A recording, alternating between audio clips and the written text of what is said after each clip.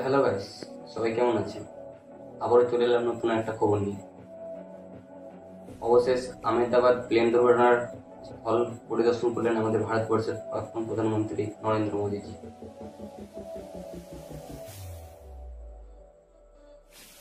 অবশেষ সে কি বলল দেখুন এই ভিডিও ক্লিপে।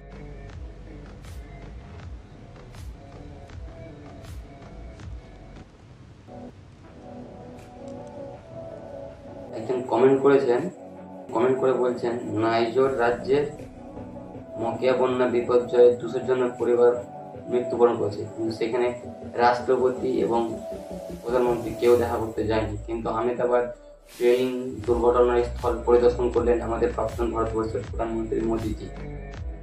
এ নিয়ে আপনার মন্তব্যটা কি? প্লিজ কমেন্টে না লিখতে ভুলবেন না।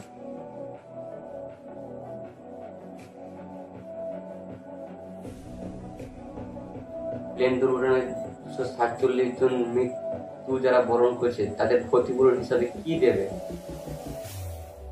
এতে নিয়ে চোখ রাখবো বিস্তারিত ভিডিও। এখন অব্দি কোনো খবর পাওয়া যায়নি কি তাদেরকে কি দেওয়া হবে এবং কি পাবে না পাবে।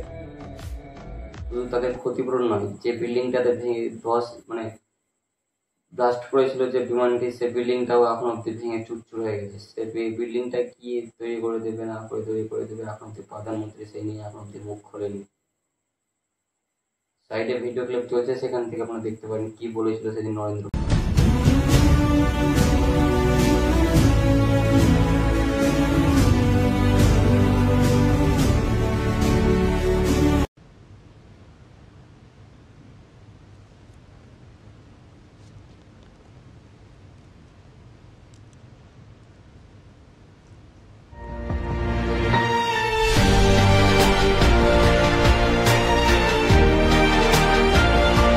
করবেন ভালোর জন্যই করবেন।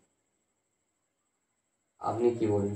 আপনার মতামত আমাদের এই কমেন্ট বক্সে জানাবেন, এবং এই খবরটি যদি ভালো লেগে থাকে তাহলে প্রচুর শেয়ার করুন, এবং আমার এই চ্যানেল যদি নতুন হয়ে থাকেন তাহলে আমার চ্যানেলটিকে সাবস্ক্রাইব করুন এবং প্রচুর লাইক কমেন্ট শেয়ার করুন।